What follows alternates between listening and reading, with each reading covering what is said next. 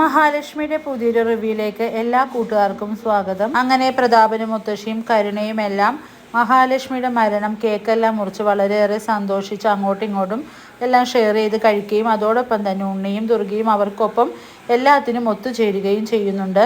പിന്നീട് മേഘനാഥനാണെങ്കിൽ മഹാലക്ഷ്മിയുടെ പ്രേതത്തെ കണ്ട് പേടിച്ച് രാത്രി കാലങ്ങൾ പുറത്തിറങ്ങാൻ മടിക്കുന്നു. അങ്ങനെ ഈ ഫംഗ്ഷനിലൊന്നും കൂടാണ്ട് മേഘനാഥൻ ഒഴിഞ്ഞു മാറുന്നു. ഇതെല്ലാം കാണുന്ന പ്രതാപനാണെങ്കിലും ഉണ്ണിയുമായിട്ട് മേഘനാഥനെ വളരെയേറെ കളിയാക്കി സംസാരിക്കുന്നുണ്ട്. അങ്ങനെ അനന്തവും മാർക്കോയും കണ്ണനും എല്ലാം വേറൊരു പ്ലാനും കൂടി ഇതിൻ്റെ ഇടയിൽ നടത്തുന്നുണ്ട്. കേക്ക് കൊണ്ടുവരുന്ന ആ ഡെലിവറി ബോയിനെ കൊണ്ടുതന്നെ ഒരു ഒളിക്യാമറ അവിടെ വെപ്പിക്കുന്നു. അങ്ങനെ അവിടെ നടക്കുന്ന ആഘോഷങ്ങളെല്ലാം കണ്ണനും കൂട്ടരും ഇവിടെ ഇരുന്ന് കാണുകയാണ്.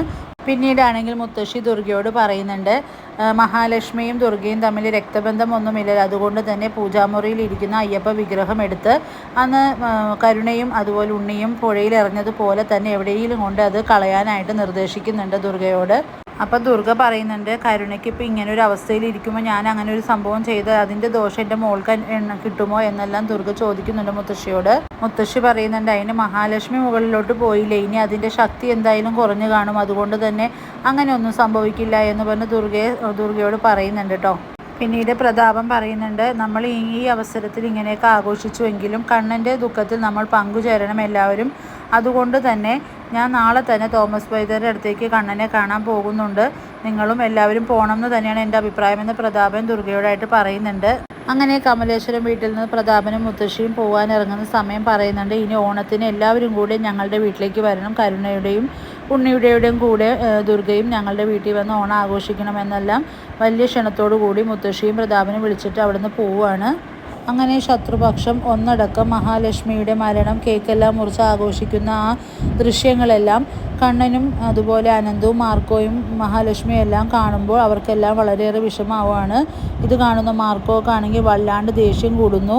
അനന്ത് പറയുന്നുണ്ട്, ഒരാളുടെ മരണം ഇതുപോലെ ഇങ്ങനെയൊക്കെ ആഘോഷിക്കുന്നത് ഇതൊന്നും ആരും ഇതുപോലെ ചെയ്ത് കണ്ടിട്ട് പോലുമില്ല എന്നെല്ലാം പറയുമ്പോൾ മാർക്കോ പറയുന്നുണ്ട്, ഇതുപോലുള്ളവരൊന്നും ഭൂമിപ്പുറത്ത് ജീവിക്കാൻ പാടില്ല എന്നാണ് ഞാൻ തീരുമാനിക്കുന്നതെന്ന് മാർക്കോ പറയുന്നുണ്ട്.